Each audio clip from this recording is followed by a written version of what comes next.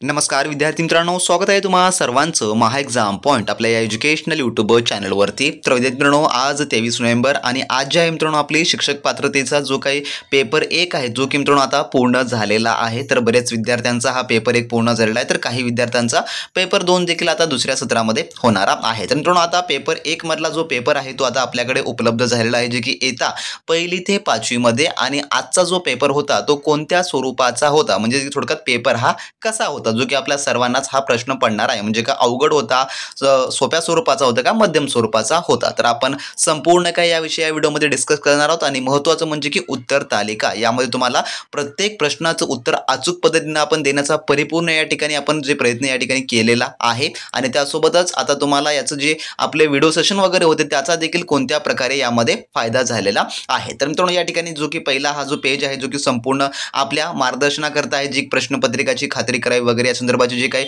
परीक्षा संदर्भाचे गाईडलाईन आहेत यामध्ये संपूर्ण काही देण्यात आलेले आहेत। आता आपण वळूया आपल्या मेन प्रश्नांकडे। आणि मित्रांनो सेशन सुरू होत आहे, त्यामुळे तुमची लाईक करून या ठिकाणी पटापट आपल्या सेशनवर तुम्ही अटेंडन्स मित्रांनो देऊन टाका।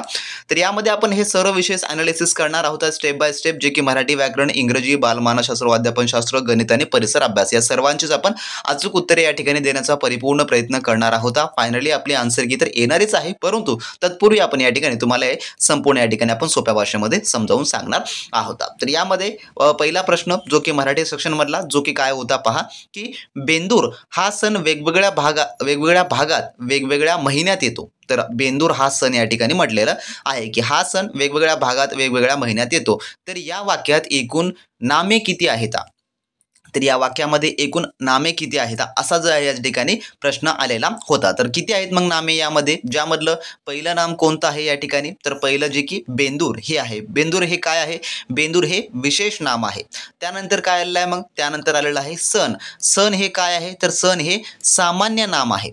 आणि यानंतर पुढचं कोणतं नाम आलेलं आहे, तर यामध्ये आलेलं आहे भागांत। तर भागांत हे काय आहे, तर भागांत म्हणजेच काय, तर भाग हा सामान्य नाम आहे। तर किती नाम झाले यामध्ये, जे की 3 झाले। आणि पुढचा जो की पुढे काय आलेला आहे, जे की महिन्यात, महिना काय आहे, हा महिना एक सामान्य नाम आहे, सामान्य नाम आहे। तर एकूण किती नाम यामध्ये झाले, तर एकूण जे मिळून जे की 4 नाम झाले। तर पर्यायाचं उत्तर काय होणार असेल, जे की 1 या ठिकाणी जे आहे थोडक्यामध्ये येणार असेल। त्यानंतरचा पुढील दुसरा प्रश्न काय आहे पहा, की पुढील वाक्यातील अधोरेखित शब्दाचं लिंग ओळखा। जे पुढील आपल्याला वाक्य दिलेलं आहे त्याचं आपल्याला लिंग या ठिकाणी ओळखायचं आहे। तर वाक्य काय आहे, की लक्ष्मीबाईवर एकामागोमाग एक अनेक संकटे आली। तर लक्ष्मीबाईवर एकामागोमाग अनेक संकटे आली आणि संकटेला या ठिकाणी अंडरलाईन जे आहे थोडक्यामध्ये केलेलं आहे। तर जे संकटे आहे जे की कोणत्या, जे की शब्दाचं जे काही या ठिकाणी लिंग, कोणत्या लिंगाचं हे शब्द आहे या ठिकाणी सांगायचं आहे। तर आपण संकटाचा जेव्हा आपण उच्चार करतो तेव्हा कोणत्या प्रकारे करतो, ती संकटे, तो संकटे, ते संकटे। मी तुम्हाला आपल्या मराठी व्याकरणाच्या प्रत्येक सेशनमध्ये सांगितलं आहे की जेव्हा तुम्ही लिंगांचं शब्द ओळखायचा असेल असा प्रश्न जर आला तर तुम्हाला त्या परिस्थितीमध्ये स्वतःहून रिअलाइज करायचं आहे, फक्त 1 मिनिटाकरता 30 सेकंदाकरता, की बाबा आपण त्या कंडिशनमध्ये असलं तर त्याचा उच्चार नेमका कसा करतो। जर लक्ष्मीबाईवर एकामागोमाग एक अनेक संकटे आली, तर या ठिकाणी आपण संकटेचा स्पेशली विचार करतो, उच्चार या ठिकाणी कसा करतो, तर या ठिकाणी जे की तेन उच्चार करतो, ते संकटे असा जो थोडक्यामध्ये उच्चार करतो। आणि ते आपण कुठे वापरतो, कोणत्या लिंगामध्ये, जे की नपुसंग लिंगामध्ये वापरतो। म्हणजे याचं उत्तर काय होणार असेल, जे की पर्याय नंबर 3 जे की नपुसंग लिंग या ठिकाणी याचं जे आहे ते उत्तर होणार आहे। त्यानंतरचा पुढील प्रश्न जो की प्रश्न क्रमांक 3 कसला आहे, कोणत्या प्रकारचा आहे, की वचन प्रकारानुसार विसंगत नाम कोणते। तर यापैकी जे की वचन प्रकारानुसार या ठिकाणी म्हटलेलं आहे, जे की यापैकी विसंगत नाम कोणतं आहे, तर कोणतं आहे, तर याचं उत्तर आहे ऑप्शन नंबर 4 जे की फटाके होणार असेल। कारण का, जे की फटाका जे की पुल्लिंग एक वचन आहे, याचे अनेक वचन काय होतं, जे की फटाके हे होतं। आता इतर आपण यामध्ये पाहिलं जे की मडके, त्यानंतर पंचके आणि पुस्तके हे नपुसंगलिंगी नाम आहेत, हे संपूर्ण नपुसंग नामलिंगी आहेत। या वचन प्रकारानुसार जे फटाके या ठिकाणी विसंगत जो की असणार आहे। तर फटाका हे पुल्लिंगी आहे आणि एक वचनी आहे, परंतु याचं जे अनेक वचन या ठिकाणी आपल्याला दिलेलं आहे, त्यामुळे पर्याय नंबर 4 हे या गटातनं बसणार आहे। त्यानंतरचा पुढील चौथा प्रश्न, मी वनवासी हे आत्मचरित्र कोणाचं आहे? तर मी वनवासी हे आत्मचरित्र कोणाचं आहे जे की सुप्रसिद्ध आहे, हे खूप आत्मचरित्र ते आहे सिंधुताई सकपाळ यांचं आहे. थोडक्यामध्ये यांचं आत्मचरित्र आहे जे की आपल्या सामाजिक कार्यकर्त्या सिंधुताई सकपाळ यांचं. म्हणून पर्याय नंबर याचं 1 जे की उत्तर होणार असेल. त्यानंतरचा प्रश्न 5वा, पत्रलेखनात वडीलधाऱ्या मंडळींना पुढीलपैकी कोणता मायना येईल? तर यापैकी कोणता मायना जे की लिहितात पत्रलेखनामध्ये? तर याचं उत्तर आहे ऑप्शन नंबर 1 जे की तीर्थस्वरूप. जे की तीर्थस्वरूप हा मायना जो आहे थोडक्यामध्ये पत्रलेखनामध्ये जो की आपण वापरत असतो. तर पत्रलेखनामध्ये तीर्थस्वरूप किंवा तीर्थरूप हा मायना आपण वडीलधाऱ्या मंडळींना वापरतो. म्हणण्याचं पर्याय नंबर जे की 1 ह्याचं जे उत्तर जे की होणार असेल. तर या प्रश्नामध्ये देखील तुम्हाला एक कन्फ्युजन पडला असेल या ठिकाणी की तीर्थरूप आणि तीर्थस्वरूपमध्ये नेमकं काय फरक आहे किंवा काय कन्फ्युजन आहे. तर वडीलधाऱ्या मंडळींना पत्र लिहिता वेळेस जसं की आई वडिलांसाठी जे काही जवळचे असतात, आई किंवा वडिलांसारख्या अगदी जवळच्या वडीलधाऱ्या व्यक्तीसाठी काय वापरतात? तर जे की तीर्थरूप हे वापरतात. आणि जसं की इतर वडीलधाऱ्या व्यक्तींसाठी जसं की आजोबा, पणजोबा, आजी इत्यादी जे की वडीलधारे असतील त्यांच्यासाठी तीर्थस्वरूप जे आहे हे मायना वापरतात. आणि आपल्या प्रश्नामध्ये काय म्हटलेलं आहे की वडीलधाऱ्या मंडळींना म्हटलेलं आहे. या ठिकाणी कोणतीही जवळची व्यक्ती नाही, ते वडीलधारी म्हणताना ते कितीही आपल्याहून मोठे असू शकतात. त्यामध्ये आजोबा, आपला पणजोबा, आपली आजी हे कोणी बी येऊ शकतं. त्यासाठी आपण तीर्थस्वरूप जे आहे ते वापरतो. म्हणून पर्यायामध्ये हे जे आहे 1 नंबर याचं उत्तर येणार असेल. तीर्थरूप या ठिकाणी होणार नाही. तर तीर्थरूप हे फक्त आई किंवा वडिलांसारख्या अगदी जवळच्या वडीलधाऱ्या व्यक्तीसाठी जे आहे ते वापरलं जातं. त्यामुळे या ठिकाणी आपल्याला ते कशाही प्रकारचा मेन्शन नव्हतं. त्यामुळे फक्त वडीलधाऱ्यामुळे हे पर्याय नंबर 1 याचं जे की उत्तर होणार असेल. त्यामुळेच यामध्ये कन्फ्युजन होऊ नका. त्यानंतरचा पुढील आपला प्रश्न असा आहे जो की पुढचा प्रश्न काय म्हणतो पहा, 6वा, पुढीलपैकी कोणता शब्द तत्सम नाही? जे की तत्सम नाही असं म्हटलेलं आहे. यापैकी कोणता शब्द नाही? तर याचं उत्तर होणार असेल जे की पर्याय नंबर 2 झोप. तर झोप हा शब्द संस्कृतमधून जशाच्या तसा मराठीमध्ये आलेला तत्सम शब्द नाही. तर बाकी जे कवी, त्यानंतर दुग्ध आणि त्यानंतर भूगोल हे थोडक्यामध्ये तत्सम शब्द आहेत. म्हणून पर्याय नंबर याचं 2 जे की उत्तर होणार असेल. तर झोप हा शब्द याचं होणारं उत्तर आहे. त्यानंतरचा पुढील प्रश्न 7 ते 9 साठी सूचना. तर यावर आपल्याला एक कविता आलेली आहे जे की कविता आणि कवितावर आधारित प्रश्न आहे. तर मी माझ्या मराठी व्याकरणाच्या प्रत्येक सेशनमध्ये यूट्यूबचा तुम्ही कोणताही पहा मराठी व्याकरणाचा, त्यामध्ये तुम्हाला आवर्जून सांगलेलं होतं की उतारा आणि तुम्हाला कविता ह्यावर हमखास प्रश्न येणार. 3 ते 5 प्रश्न फिक्स येणार आणि त्यावरचे तुम्हाला एकही उत्तर जे की चुकू द्यायचं नाही असं तुम्हाला मी सांगितलेलं होतं. तर जे विद्यार्थी याचा काळजीपूर्वक अभ्यास करून सोडवलेले असतील त्यांना जे याचा नक्की थोडक्यामध्ये या ठिकाणी फायदा झालेला असेल. तर या ठिकाणी कविता कशी होती की सोन पिवळे झाड उभे गर्द मळ्यात, आकाशाचे स्वर फुलले पाखरांच्या गळ्यात, गर्द हिरव्या पालवीत रंग भरून आले, आकाशच उतरून सोने पेरून गेले, एका सोन सकाळी ऊन कोवळे नाले, मातीच्या गर्भातले स्वप्न आभाळ कवळून गेले, पिकांच्या तालेवर आरशात रूप गात आभाळाचे, निळ्या गळ्यांनी पक्षी गातो संगीत माळ्याचे, निसर्गाचा बहर पेलने पिकांना भार, सूर भरत्या गट्यांनी फुटे शेतांना स्वार. तर या ठिकाणी अशा प्रकारची ही कविता आहे जी की एक निसर्गमय कविता आहे. त्यानंतर यावर आधारितचे प्रश्न कसे होते पहा की कवितातील वर्णानुसार सोने पेरून कोण गेले? तर या कवितातील वर्णानुसार सोने कोण पेरून गेलेलं आहे? तर याचं जे उत्तर होतं जे की आकाश या ठिकाणी आहे. कारण का कवितामध्येच म्हटलेलं आहे की आकाशातच उतरून सोने पेरून गेले असं याचं वर्णन होणार होतं जे की पर्याय नंबर 2 याचं जे की उत्तर होणार होतं. त्यानंतरचा पुढील 8वा प्रश्न, कवितेतील वर्णानुसार विशेषण व विशेष यातील चुकीची जोडी कोणती? तर यापैकी यातून चुकीची जोडी कोणती असं या ठिकाणी जे की प्रश्न आलेला होता. तर याचं जे उत्तर होणार होतं जे की काय?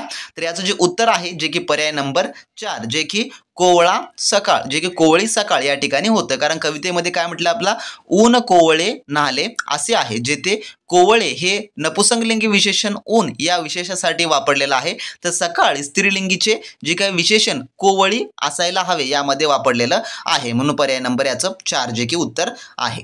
त्यानंतरचा पुढील 9वा प्रश्न कसा होता की वरील कवितेत कवीने कशाचे वर्णन केलेलं आहे यापैकी? तर याचं उत्तर आहे पर्याय नंबर 2 जे की बहिरलेल्या शेताचे, जे की या ठिकाणी जे काही वर्णन केलेलं आहे. जसं की सोन पिवळे झाड गर्द मळा पिकांच्या तालेवर आरशात निसर्गाचा बहर या वर्णावरून जे की बहरलेल्या शेतीचं वर्णन जे की केलेलं आहे यावरून आपल्याला जे काही स्पष्ट होतं.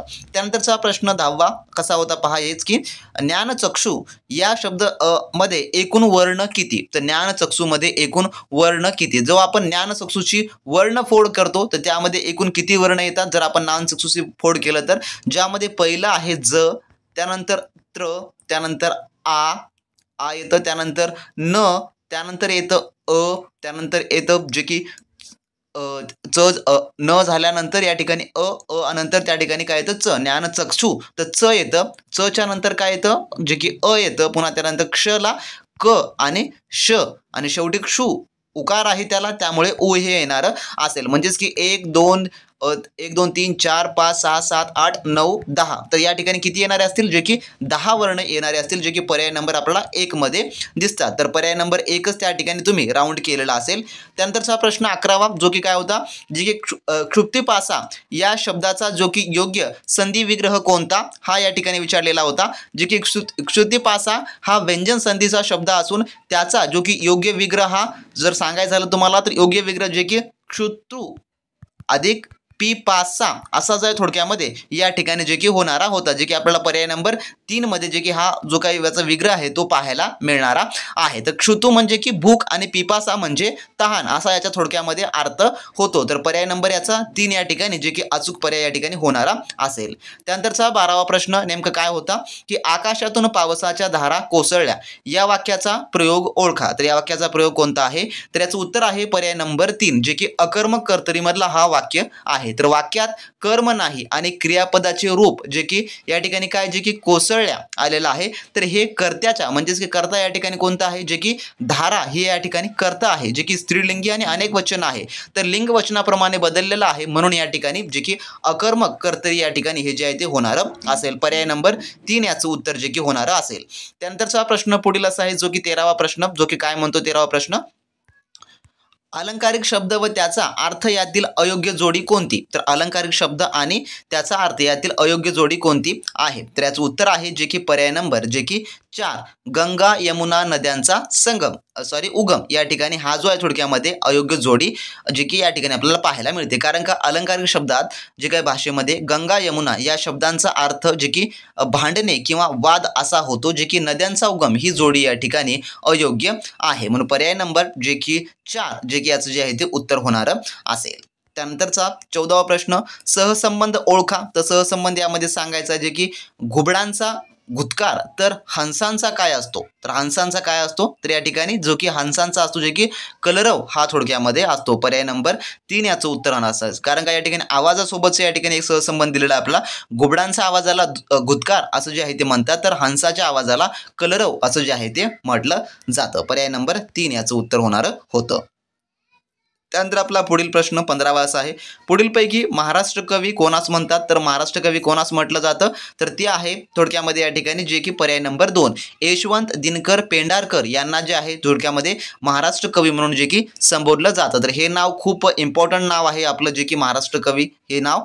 त्यानंतरचा पुढील 16वा प्रश्न पुढीलपैकी उद्देशबोधक उभयानवी अव्यय असणारे वाक्य कोणते. तर यापैकी उभयानवी असणारं वाक्य कोणतं आहे तर याचं उत्तर आहे जे की पर्याय नंबर 1 हे वाक्य जे आहे थोडक्यामध्ये आहे. कारण का आजच काम पूर्ण व्हावे म्हणून त्याने कामाचा वेग वाढवला. तर या वाक्यामध्ये म्हणून हे उभयानवी अव्यय आलेलंच आहे. तर ह्यामुळे हे एक वाक्य होणारच असेल. आणि यामध्ये पाहिलं तर आपल्याला फक्त हे 2च वाक्य दुसरे मिळतात परंतु दोन्ही वाक्यामध्ये जे की उद्देश देत आहे किंवा उद्देश बोधक आहे असा ते वाक्य आपल्याला वाटत नाही. तर म्हणून हे उभयानवी अव्यय जे की कामाचा वेग वाढवण्याचा या ठिकाणी जे की उद्देश म्हणजे की काम पूर्ण व्हावे हे जे की दर्शवते म्हणून या ठिकाणी जे की पर्याय नंबर 1 या ठिकाणी याचं जे उत्तर जे आहे ते होणारं असेल.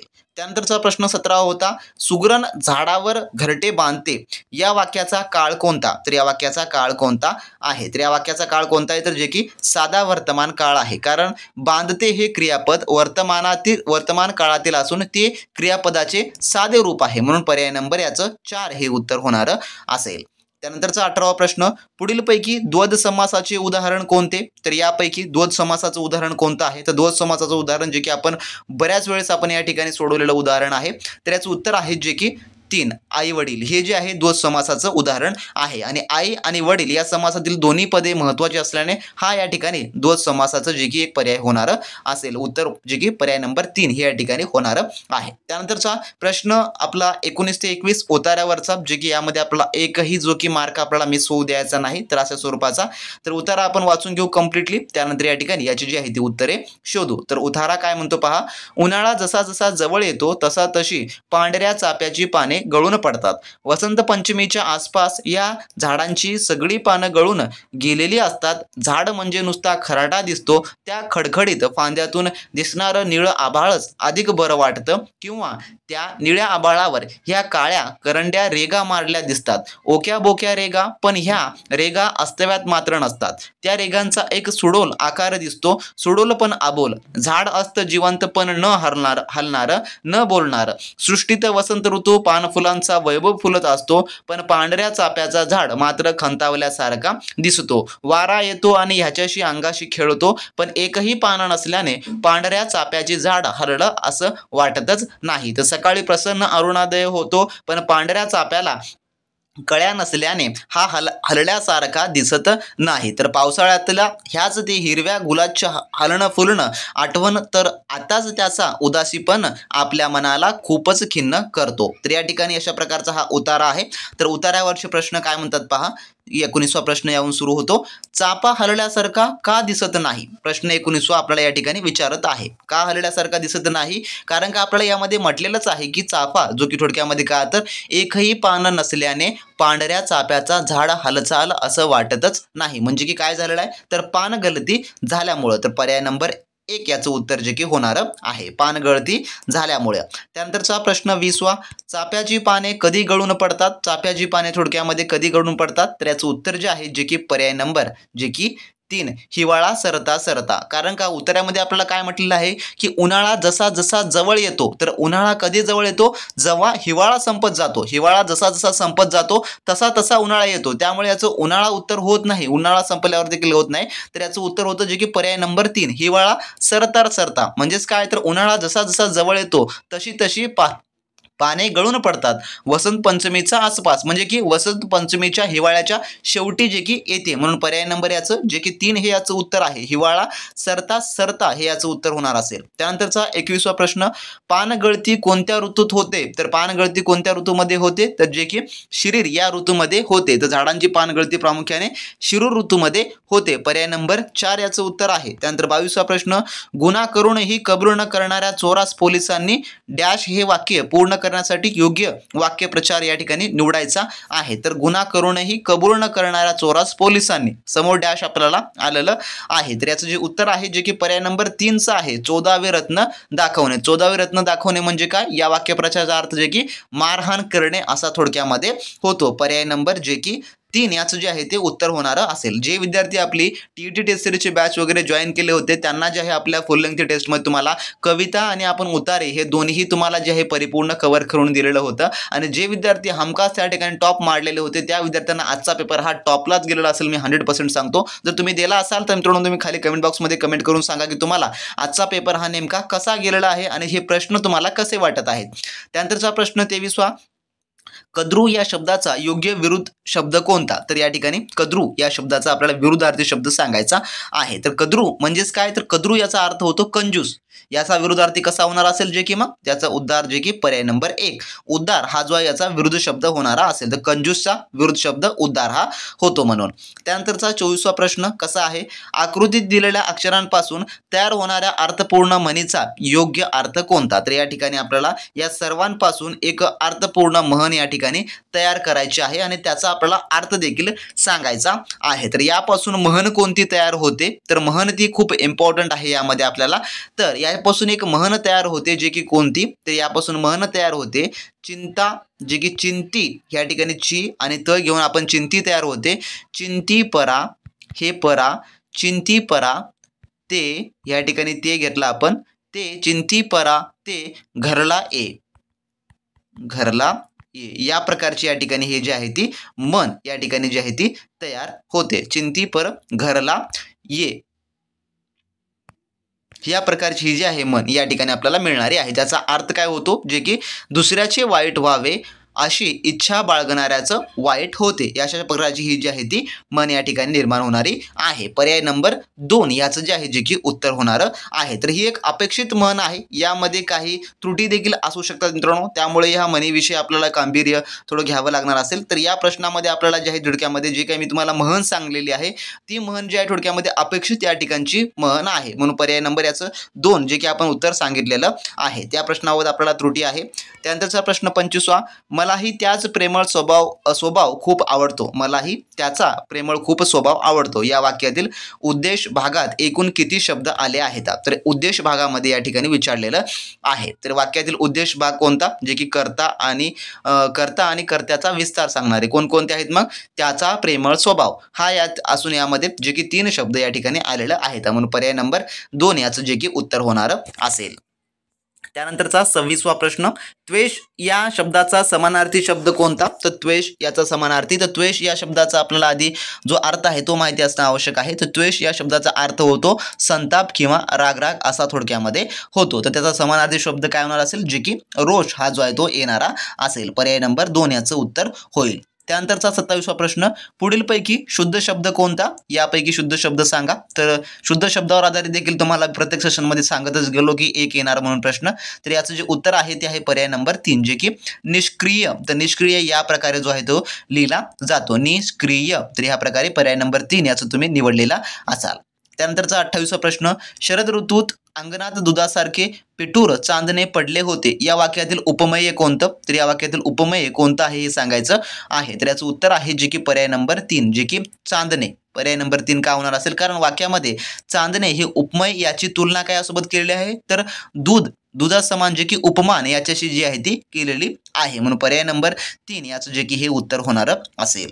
त्यानंतरचा 29वा प्रश्न, मनूने नवीन पुस्तकं खरेदी केली. या वाक्यातील अधोरेखित शब्दाची विभक्ती कोणती? तर पुस्तके या शब्दाची आपल्याला विभक्ती जी आहे ती सांगायची आहे. तर पुस्तके हे वाक्यामधील कर्म आहे, त्यामुळे त्याची जी विभक्ती कोणती होणार असेल तर त्याची विभक्ती थोडक्यामध्ये द्वितीया जी की होणारी असेल. पर्याय नंबर आपल्याला 4 मध्ये जे की हे पाहायला मिळणार आहे मित्रांनो. त्यानंतरचा 30वा प्रश्न आपला, पुढील वाक्यातील कर्म ओळखा. या वाक्यातील कर्म ओळखायचं आहे आपल्याला की रेयांशने वर्गातील फळ्यावर सुंदर चित्र रेखाटले.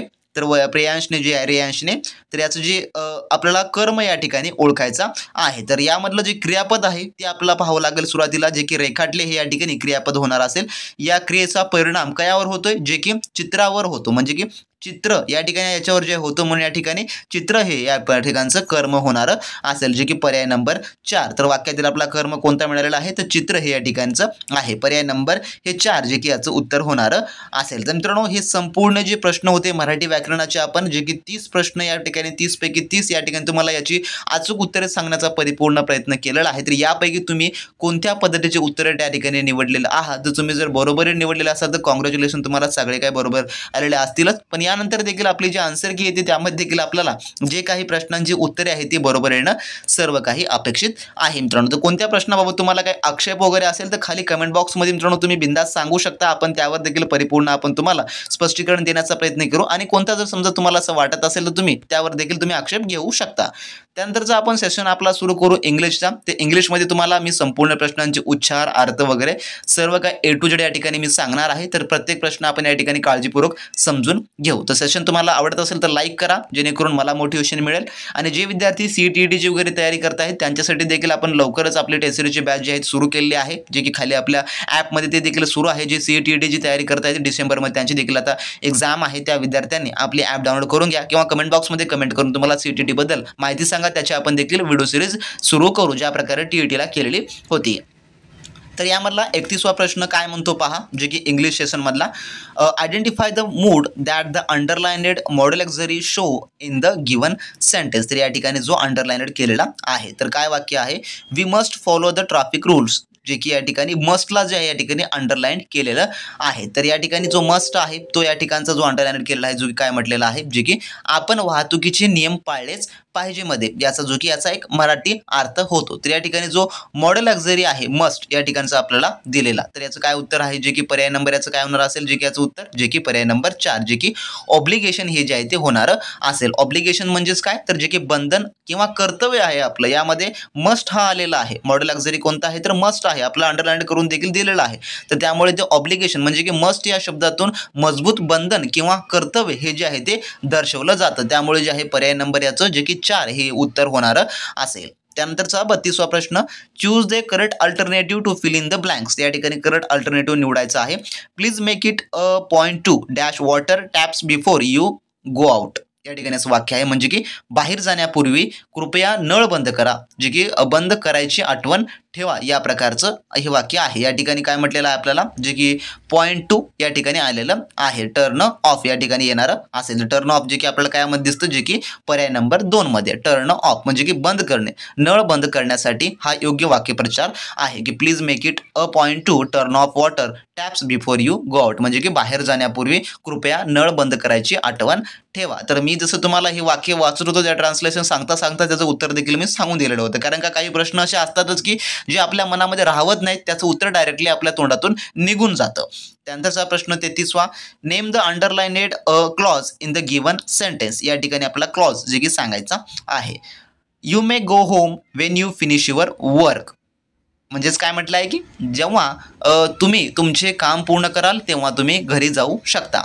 तर यामध्ये जो की अंडरलाइनेड क्लॉज यापैकी जो केलेला आहे तर कोणता आहे मग तर याचं उत्तर आहे पर्याय नंबर 1 जे की ॲडवर्ब क्लॉज ऑफ टाइम या ठिकाणी आहे. का वेळेचं क्रियाविशेषण उपवाक्य या ठिकाणी आहे. कारण का हे वाक्य जे उपवाक्य जे आहे जे की वेन या प्रश्नाची उत्तरे देते म्हणून ते या ठिकाणी वेळ दर्शवते, म्हणून पर्याय नंबर याचं जे की 1 हे उत्तर होणार आहे. Wien you finish your work, Wien हे काय करतं जे की वेळ दाखवतं, म्हणजे की तुम्ही काम जेव्हा तुमचं पूर्ण कराल म्हणजे की ते काम तुमचं काय होतं संध्याकाळ सकाळ 10 वाजता 12 वाजता 11 वाजता ही वेळ दर्शवत आहे. त्यामुळे ॲडवर्ब क्लॉज ऑफ टाइमचं हे होणार आहे, म्हणून पर्याय नंबर 1 याचं उत्तर होईल. त्यानंतरचा आपला प्रश्न 34वा, choose the correct WH type questions to get the underlined part as the answer. या ठिकाणी अंडरलाइनेड पार्टचं let's go to the Italian restaurant या ठिकाणी आपल्याला म्हटलेलं आहे द इटालियन रेस्टॉरंट हे जे आहे या ठिकाणी तर आपण इटालियन रेस्टॉरंटमध्ये जाऊया. तर याचं आहे तर मग याचं आपल्याला डब्ल्यूएच टाईपमध्ये कसं होणार असेल जे की याचं ट्रान्सलेशन ह्याचं आपण जो डब्ल्यूएच टाईप बनवतो क्वेश्चन तर याचं पर्याय नंबर 1 मध्ये बनणार असेल. कसं what restaurant shall we go to या प्रकारे हे होणार असेल, म्हणजे की आपण कोणत्या रेस्टॉरंटमध्ये जाऊया तर उत्तरामध्ये रेस्टॉरंटचा प्रकार किंवा नाव विचारलेलं म्हणून या ठिकाणी आपण व्हॉट हा जो आहे या ठिकाणी आपण हा शब्दयोग घेतलेला आहे. द इटालियन रेस्टॉरंट या ठिकाणी आपल्याला अंडरलाईन करून दिलेलं आहे बरोबर, तर त्याचा आपल्याला जे की नाव आणि जे काय प्रकार विचारलेला आहे म्हणून व्हॉट या ठिकाणी घेतलेलं आहे की what restaurant shall we go to या ठिकाणी अशा प्रकारे हे होणार असं की आपण कोणत्या रेस्टॉरंटमध्ये जाऊया तर त्याचा आन्सर जे की the Italian restaurant shall we go असं देखील याचं उत्तर होऊ शकतं. तर पर्याय नंबर 1 जे की याचं उत्तर आहे. त्यानंतर 35वा प्रश्न, select the correct cardinal number of the given. तर विद्यार्थी मित्रांनो तुम्हाला आपला जो व्हिडिओ आहे तुम्ही व्हिडिओ पाहून घ्या. 100% सांगतो की हा आपल्या व्हिडिओमधला प्रश्न आहे, आपण या व्हिडिओमध्ये कव्हर केलेला आहे. याचं प्रूफ मी आपल्या टेलिग्राम ग्रुपला देतो, कारण का हा प्रश्न रिपीट झालेला प्रश्न आहे. तुम्हाला सांगतो रिपीट झालेला हा प्रश्न आहे, याचं मी प्रूफ आपल्या टेलिग्राम ग्रुपला देऊन टाकतो. आजच्या सेशन्समध्ये जो आपला व्हिडिओ आहे व्हिडिओमध्ये शिकवलेला आहे तुम्हाला आणि व्हिडिओमध्ये सांगितलं आहे टेलिग्राम ग्रुपला देखील मी दिलेलं होतं. तर यामधला हा प्रश्न आहे अ मिलियन, की मिलियन म्हणजेच की त्याचा आपल्याला जे आहे आकडा जे की मिलियनला इंग्लिशमध्ये आपण 10 लाख म्हणतो आणि 10 लाखाला जे शून्य असतात ते या ठिकाणी मोजून सांगायचे आहेत. तर पर्याय नंबर याचं काय होईल जे की 4 हे याचं उत्तर आहे आणि हा रिपीट झालेला प्रश्न आहे. अ मिलियन हा रिपीट झालेला प्रश्न आहे. हा प्रिव्हियस इयर क्वेश्चन मधला पेपर जो की क्वेश्चन आहे प्रिव्हियस इयर पेपर मधला जो की यावर्षी देखील रिपीट झालेला आहे. अ मिलियन म्हणजेच काय तर 10 लाख. तर 10 लाखाचे जेवढे काही शून्य असतात ते पर्याय नंबर 4 मध्ये आहेत. त्यानंतरचा 36वा प्रश्न असा आहे, choose the alternative which best expresses the meaning of the word underlined in the given sentence. So sentence कसं आहे, the team was greeted by defending applause from the audience या ठिकाणी असा सेंटेन्स आहे. तर या ठिकाणी जो डिफेनिंग हा जो आलेला आहे तर डिफेनिंग या ठिकाणी आपला अंडरलाइनेड आहे. तर डिफेनिंग म्हणजे की जे की कानठोळ्या बसवणारा किंवा अतिशय मोठ्या टाळ्यांचा कडकडाट करणारा. तर याचं जे काही पर्याय उत्तर काय होणार असेल मग जे की पर्याय नंबर 4 जे की व्हेरी लाऊड. व्हेरी लाऊड म्हणजे देखील त्याचा तेच अर्थ होतो म्हणजे की डिफेनिंगचाच खूप जे आहे मोठा आवाज असा जो याचा अर्थ होतो. म्हणून पर्याय नंबर तुम्ही 4 हे निवडलेला असाल त्या ठिकाणी. त्यानंतर 37वा प्रश्न rearrange the jumbled parts which are labelled P Q R and S to form a complete meaningful sentence. तर या प्रकारचे प्रश्न सोडवते वेळेस मला सांगितलेलं होतं की जम्बल्ड क्वेश्चन्स नेमकं जे की कोणत्या प्रकारचे प्रश्न असतात तर त्यामध्ये तुम्हाला या प्रकारच्या प्रश्नांमध्ये तुम्हाला फक्त एक सिक्वेन्स बनवून तुम्हाला योग्य तो अर्थपूर्ण शब्द या ठिकाणी तयार करायचा असतो. तर या ठिकाणी कसं आहे पहा, पी ला काय म्हटलेलं आहे वेन वॉर्म समर, क्यू ला म्हणलं आहे to the cold winter, R ला म्हणलं आहे ॲट्युमन इज द सीझन आणि चौथ्याला जे काही एस ला टेम्परेचर ग्रॅज्युएटली डिस्क्रीज या ठिकाणी हे आलेलं आहे. म्हणजेच की अर्थपूर्ण वाक्य तयार करण्यासाठी जी काही आपल्याला पुनर्रचना या ठिकाणी करायची आहे. तर काय होणार असेल मध्ये यामध्ये वाक्य जे की परिपूर्ण. तर यामध्ये जे सुरुवातीला येणार आहे जे की पहिलं आहे म्हणजे की आर ह्या ठिकाणी सुरुवातीला येणार असेल जे की ॲट्युमन इज द सीझन या ठिकाणी हे आहे. त्यानंतर पुढे काय येणार असेल तर पुढे जे की वेन वर्म समर म्हणजेच की पी या ठिकाणी हे येणार असेल. त्यानंतर काय येतं जे की टेम्परेचर्स ग्रॅज्युएटली डिस्क्रीज या ठिकाणी यस येणार असेल आणि शेवटी जे की त्या शेवटी क्यू येणार असेल म्हणजे की टू द कोल्ड विंटर. तर RPSQ जे की आपल्याला पर्याय क्रमांक 4 मध्ये पाहायला मिळतं. तर याचा अर्थपूर्ण शब्द असा होतो जे की वाक्य शरद ऋतू हा तो काळ आहे जेव्हा उन्हाळ्याचे तापमान हळूहळू थंड हिवाळ्याकडे कमी होत जाते. असं जे थोडक्यामध्ये याचं एक वाक्य बनणारं आहे जे की याची वाक्य पूर्ण अर्थपूर्ण वाक्य यापासून बनतं. म्हणून पर्याय नंबर 4 याचं उत्तर होणारं असेल. त्यानंतरचा 38वा प्रश्न choose the alternative which is opposite in meaning to the word underlined in the given sentence. या ठिकाणी आपला अपोजिट या ठिकाणी सांगायचा आहे opposite meaning. Such a comparison in poetry are useful या ठिकाणी जो अंडरलाइनेड आहे युजफुल याचा अपोजिट या ठिकाणी घ्यायचा आहे जे की कवितेतील असा तुलना उपयोगी आहेत. तर याचं जे उत्तर काय होणार असेल जे की पर्याय नंबर 4 जे की युजलेस असं जे आहे ते येणारं असेल. तर जो काही युजफुलचा विरुद्ध शब्द कोणता आहे जो की निरुपयोगी, उपयोगी निरुपयोगी असा आहे. तर युजलेस म्हणजे काय तर निरुपयोगी म्हणून पर्याय नंबर 4 याचं जे आहे ते उत्तर येणारं असेल. त्यानंतरचा 39वा प्रश्न identify which part of sentence has an error. तर एररवर देखील मी तुम्हाला शिकवलेलं होतं आणि एररवर देखील संपूर्ण काही समजावून सांगितलेलं होतं. तर यापैकी एरर पार्ट कोणता आहे. तर याचा प्रकारचे प्रश्न सोडवते वेळेस आपल्याला सर्वात प्रथम जे आहे जे की वाक्य जे आपल्याला सेंटेन्स दिलेले आहेत ABCD मध्ये ते काळजीपूर्वक वाचणं इम्पॉर्टंट आहे. अ आहे the Times of India, B आहे has the largest circulation, C आहे ऑफ ऑल इंग्लिश डायलीज आणि डी आहे इन इंडिया. तर यापैकी कोणतं जे की चुकीचं आहे. तर याचं जे उत्तर आहे ते आहे पर्याय नंबर जे की ब हॅज द लार्जर सर्क्युलेशन हे जे आहे ते चुकीचं आहे. कारण का या ठिकाणी सांगायचं झालं टाइम्स ऑफ इंडियाचा सर्व इंग्रजी दैनिकांमध्ये मोठा खप आहे. तर अशा प्रकारचं हे या ठिकाणी एक वाक्य बनणारं आहे. तर इंग्लिशमध्ये कसं बनतं the Times of India has the या ठिकाणी लॉर्जर हे जे आहे लॉर्जर सर्क्युलेशन्स ऑफ ऑल इंग्लिश जे काही इंग्लिश डायलीज हा प्रकारचा आहे थोडक्यामध्ये एक बनणारं याचं वाक्य आहे. तर यामध्ये द लॉर्जर हे जे आहे या ठिकाणी चुकीचं आहे. तर येथे सर्व जे की दैनिकांशी तुलना आहे म्हणून तुलनात्मक जेव्हा करतात जे की लॉर्जर नव्हे तर लॉर्जेस्ट या ठिकाणी हे यायला पाहिजे होतं. तर सर्वोत्कृष्ट म्हणजे की द लार्जेस्ट यायला पाहिजे होतं परंतु या ठिकाणी ते आलेलं नाही. द लार्जर आलेलं आहे म्हणून पर्याय नंबर ब म्हणजेच की 2 या ठिकाणी जे आहे थोडक्यामध्ये हे चुकीचं आहे. तर चुकीचा यामधला हा जो काही आपला सेंटेन्स आहे पर्याय नंबर 2 याचं उत्तर आहे ते तुम्ही निवडलाच असाल. त्यानंतरचा 40वा प्रश्न choose the correctly spelled word. तर या ठिकाणी करेक्टली स्पेल्ड आपल्याला सांगायचं आहे यापैकी कोणता आहे. तर याचं जे उत्तर आहे ते आहे ऑप्शन नंबर जे की 1 ड्युरेशन. राईट ड्युरेशन हा शब्द कसा लिहितात तर ड्युरेशन ह्या करेक्टली स्पेल्ड वर्डमध्ये तर ड्युरेशन हा वर्ड कसा लिहितात तर याचं उत्तर आहे DURATION जे की अगदी बरोबर आहे. तर या ठिकाणी आपल्याला म्हटलेलं आहे जे की करेक्टली स्पेल्ड म्हटलेलं आहे म्हणजे की स्पेलिंगच्या दृष्टिकोनातून अगदी बरोबर असलेला शब्द. तर ड्युरेशन म्हणजेच कालावधी हा शब्द बरोबर आहे बाकी सर्व चुकीचे या ठिकाणी दिलेले आहेत. त्यानंतरचा आपला पुढील 41वा प्रश्न काय म्हणतो, choose the correct passive construction of the given sentence. तर याचा पॅसिव्ह मध्ये आपल्याला जे काही निवडायचं आहे. तर काय आहे वाक्य, chefs use this mechanics to mix the ingredients या ठिकाणी म्हटलेलं आहे. तर या ठिकाणी काय म्हटलेलं आहे, chef use this machines to mix the ingredients असं थोडक्यामध्ये वाक्य आहे. तर यामधला जो की आपल्याला याचा पॅसिव्ह जो फॉर्म येतो तो या ठिकाणी आपल्याला ओळखायचा आहे. तर द मशीन्स आर युजड या ठिकाणी जे आले, या ठिकाणी जो आपण वापरलेला आहे म्हणजेच की हे वर्तमान काळातील जे की सिंपल प्रेझेंट वाक्य आहे आणि त्याची आपण थोडक्यामध्ये कर्मणी जो आपण पॅसिव्ह करतो त्यावेळेस काय वापरतो, तर त्या ठिकाणी आर युज्ड हे जे आहे थोडक्यामध्ये वापरतो. म्हणजे याचं उत्तर होईल की पर्याय नंबर 2 हे होणार असेल. These machines are used by chef to mix the ingredients असा याचा थोडक्यामध्ये जे की पॅसिव्ह जो आहे तो होणारा असेल. पर्याय नंबर 2 याचं जे आहे जे की उत्तर होणार असेल. त्यानंतरचा 42वा प्रश्न होता, choose the word opposite in the meaning to the given word. तर आपल्याला याचं काय अपोजिट या ठिकाणी जो काही सांगायचा आहे. तर शब्द काय आपला फ्रोजाईल. तर फ्रोजाईलचा आपल्याला अपोजिट या ठिकाणी सांगायचं आहे. तर फ्रोजाईल म्हणजेच काय, तर नाजूक किंवा लवलव तुटणारे, जे काही लवकर तुटणारे, नाजूक किंवा लवकर तुटणाऱ्याला फ्रोजाईल असं म्हणतात. तर याचं जे आपल्याला अपोजिट मिनिंग काय आहे, तर याचं जे होणार असेल रोबस्ट म्हणजेच की मजबूत किंवा टिकाऊ. पर्याय नंबर 2 रोबस्ट असं याचा अर्थ होतो. तर फ्रेगाईलचा विरुद्ध जे की मजबूत जे की किंवा टिकाऊ असा होणारा आहे. पर्याय नंबर 2 हे उत्तर होईल.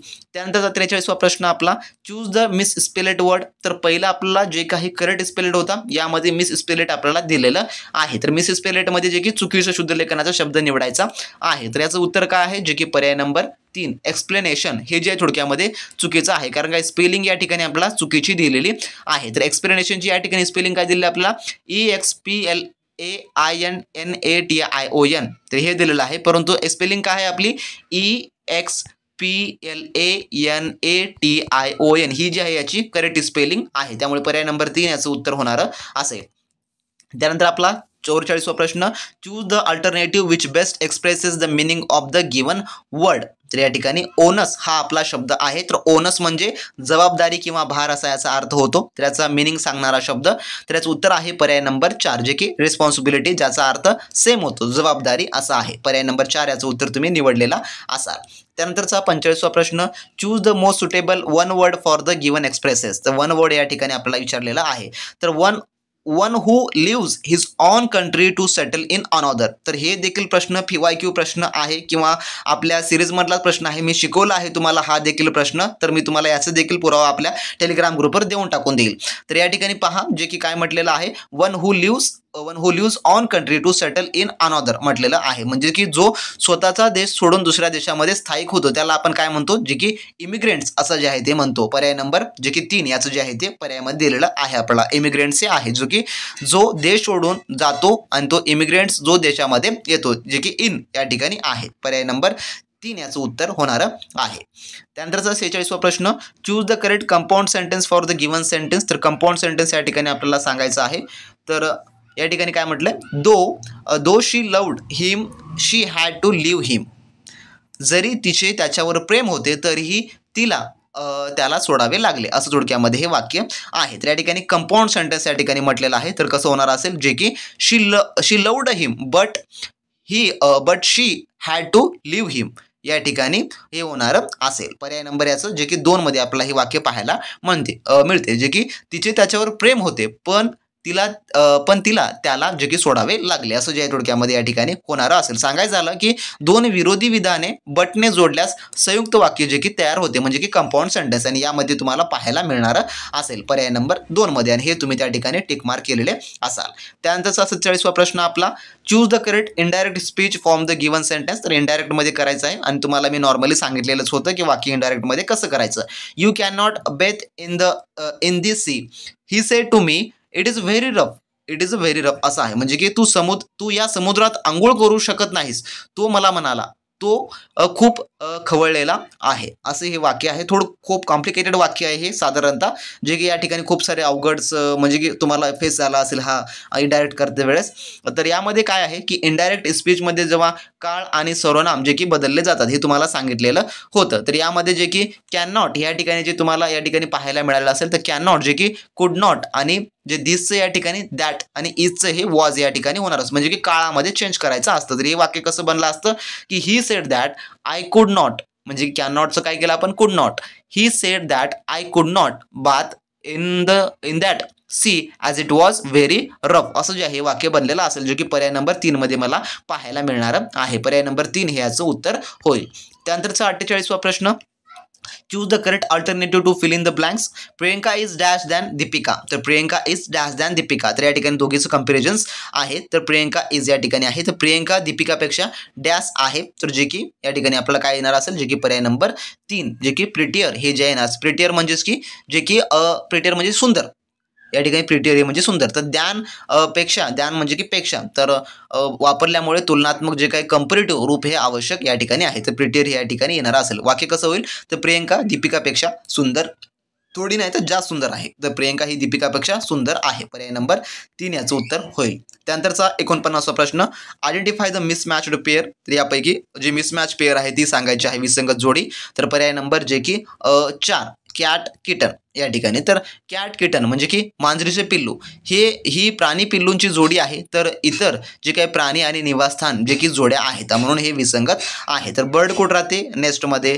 बी कुठं राहते, हेवमध्ये. स्पायडर कुठं राहतात, वेबमध्ये. तर कॅट किटन ही थोडक्यामध्ये मिसमॅच्ड जोडी आहे.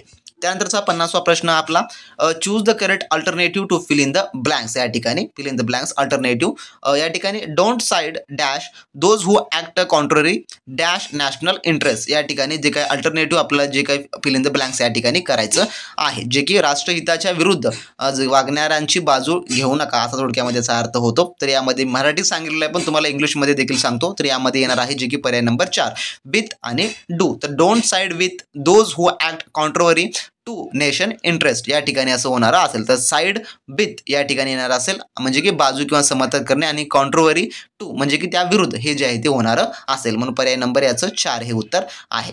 त्यानंतरचा 51वा प्रश्न, choose the correct alternative to fill in the blank परत dash best when corrupted become dash worst या ठिकाणी आहे. तर कोणता आर्टिकल या ठिकाणी येणार आहे, तर याचं उत्तर आहे पर्याय नंबर जे की 1 द हे या ठिकाणी येणारा असेल. तर the best when corrupted become the worst या ठिकाणी आहे, म्हणजे की उत्तम गोष्टी जेव्हा दूषित होतात तेव्हा सर्वात वाईट बनतात, असं या ठिकाणी याचं उत्तर होणारं आहे. पर्याय नंबर 1 या ठिकाणी जे की याचा अचूक पर्याय आहे. त्यानंतरचा पुढील प्रश्न आपला 52वा काय म्हणतो, identify the tense of the given sentence. या ठिकाणी आयडेंटिफाय द आपल्याला जे काही सेंटेन्स या ठिकाणी करायचा आहे. An ancient Greek slaves was worth his own weight in salt. या ठिकाणी आपल्याला हे वाक्य आहे, ज्याला आपल्याला जे की याचा टेन्स जो आहे ते आयडेंटिफाय करायचा आहे. तर यामध्ये आपण जर पाहिलं तर काय आलेलं आहे, जे की वॉज हे जे आहे ते आलेलं आहे. तर याचा अर्थ होतो की एक प्राचीन ग्रीक गुलाम होता जो की किमतीचा. या ठिकाणी वॉज आपल्याला मिळालेलं आहे. तर मग हे वाक्य कयामधलं आहे, तर हे जे की सिंपल पास्ट टेन्स मध्ये आपण वापरतो, म्हणून हे सिंपल पास्ट टेन्सचं वाक्य आहे. तर वॉज हे भूतकाळातील क्रियापद आहे, म्हणून हा साधा भूतकाळ आहे. पर्याय नंबर 2. त्यानंतरचा 53वा प्रश्न, choose the correct alternative to fill in the blank. During the earthquake buildings collapsed like a dash of cards. तर कायाच्या कार्ड्सनुसार ते बिल्डिंग्स कोसळल्या. तर याचं उत्तर आहे ऑप्शन नंबर जे की 2 पॅक. तर अ पॅक ऑफ कार्ड्स एक समूहदर्शक हा शब्द आहे, ज्याचा अर्थ पत्त्यांची गड्डी किंवा लवकर कोसळणारी गोष्ट असा जो थोडक्यामध्ये होतं. तर during the earthquake building collapsed like a pack of cards असं हे वाक्यपैकी बनणारं आहे, म्हणून पर्याय नंबर 2 याचं उत्तर होईल. त्यानंतरचा 54वा प्रश्न, identify part of speech of the underline word in the given sentence. तर पार्ट ऑफ स्पीचचा आहे, they put up a fence between their house and their neighbour's house. या ठिकाणी बिटवीन अंडरलाइनड आहे, आणि याचा आपला पार्ट ऑफ स्पीच ओळखायचा आहे. तर काय होणार असेल याचा पार्ट ऑफ स्पीच, जे की पर्याय नंबर 1 प्रिपोजिशन हा होणारा असेल, कारण का हा एक शब्दयोगी अव्यय आहे. तर बिटवीन हे दोन वस्तू यांच्यातील संबंध जे की दर्शवतो, जसं की घर आणि जागा यामधला हा संबंध दाखवत आहे या वाक्यामध्ये, म्हणून पर्याय नंबर 1 याचं उत्तर होणारं असेल.